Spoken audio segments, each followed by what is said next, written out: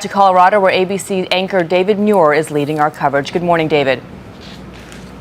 Good morning, Bianna and Dan. And there were two major developments here overnight. First of all of that material taken from the suspect's apartment where there were booby traps and tripwires, that material taken to a field and ignited. They were testing for explosives. We'll show you those pictures in just a moment here. But first, as you mentioned, that brand new video of the suspect himself, taken just a couple of years ago, showing a teenager who loved science. Overnight, ABC News obtaining exclusive video and photographs of suspect James Holmes. Hello, I'm James. This is the first video released of the suspected shooter, recorded 6 years ago when Holmes was 18. Here he is standing in front of his peers at a science camp at Miramar College in San Diego, talking about what are called temporal illusions. Over the course of the summer, I've been working with a temporal illusion. It's an illusion that allows you to change the past. In the video, he appears slightly nervous speaking to the group, but he also appears intelligent.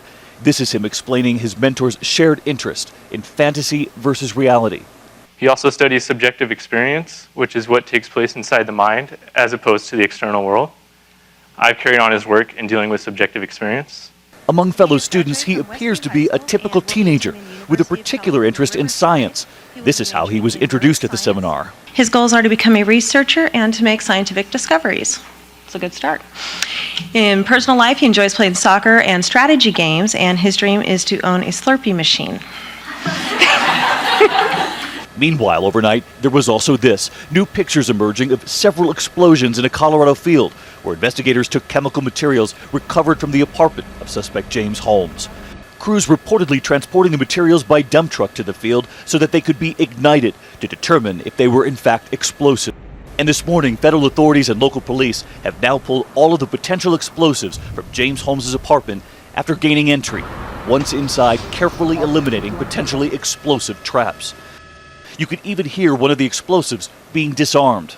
The police chief here said the suspect's intentions were clear. This apartment was designed, I say, based on everything I've seen, to kill whoever entered it.